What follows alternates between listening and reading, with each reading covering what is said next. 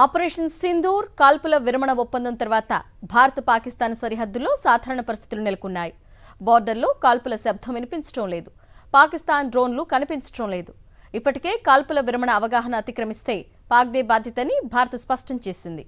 కశ్మీర్లోని నగ్రోటా వద్ద చొరబాట్లకు జరిగిన యత్నాన్ని Indian army భగ్నం చేసినట్టు తెలుస్తోంది. జమ్మూ కశ్మీర్లో ఉగ్రవాదుల కదలికలపై ఎస్ఐఏ ఫోకస్ చేసింది. జమ్మూలో పలుచోట్ల స్టేట్ ఇన్వెస్టిగేషన్ ఏజెన్సీ సోదాలు చేస్తోంది. పుల్వామా, సోఫియాన్, కుల్గాంలో తనిఖీలు చేస్తోంది. ఉగ్రవాదులకు ఫండింగ్ చేస్తున్న వారి ఇళ్లల్లో తనిఖీలు చేస్తున్నారు ఎస్ఐఏ అధికారులు.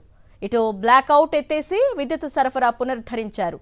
అయితే ఇంట్లో నుంచి బయటకు రావద్దని ప్రజలకు సూచించారు.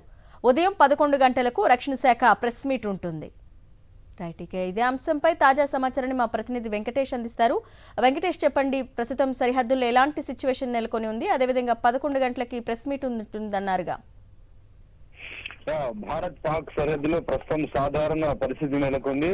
గత రాత్రి 9 గంటల సమయంలో కొంతసేపు పాకిస్తాన్ షెల్లింగ్ చేసింది. ఆ తర్వాత శ్రీనగర్ ఆర్మీ హెడ్ క్వార్టర్ వద్దకు కొన్ని డ్రోన్లు వచ్చాయి. ఇమీడియట్ గా భారత్ ఈ అంశం పైన తీవ్రమైనటువంటి వార్నింగ్ పాకిస్తాన్ కి ఇచ్చింది. ఇది ఖచ్చితంగా కుదిరినటువంటి అవగాహనను బ్రీచ్ చేయడమేనని స్పష్టంగా పాకిస్తాన్ కు వార్న్ చేసింది.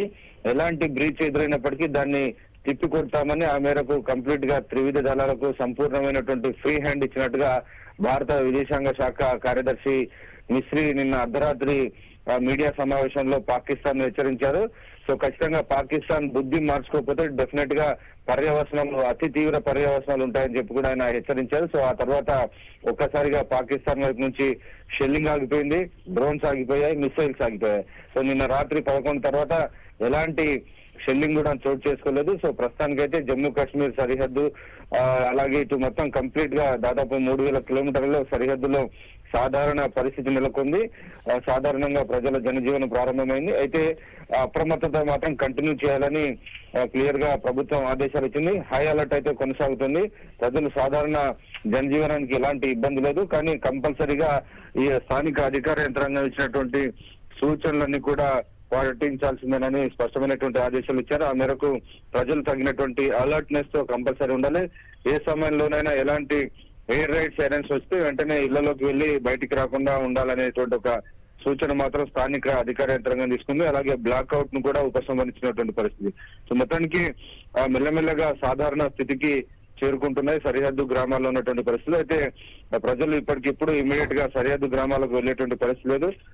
ఒక వారం 10 రోజుల పాటు వెయిట్ చేసి తిరిగి సరిహద్దు గ్రామాల ప్రజలు వారి వారి స్వస్థలాలకు వెళ్లేటువంటి అవకాశం కనబడుతుంది. సో ఈ నేపథ్యంలో ఈ రోజు 11 గంటలకు మరోసారి రక్షణ శాఖ సమావేశాన్ని ఏర్పాటు చేసింది. సో ఆ మీడియా సమావేశంలో దీనికి సంబంధించినటువంటి అన్ని వివరాలను కూడా ప్రభుత్వం వెల్లడించబోతోంది. నిన్న రాత్రి అర్ధరాత్రి నుంచి ఇప్పటి వరకు ఉన్నటువంటి డెవలప్మెంట్స్, ఈ అంశాలకు సంబంధించినటువంటి అన్ని విషయాలపైన ప్రెస్ మీట్ నిర్వహించబోతున్నారు. Okay Venkatesh, thank you.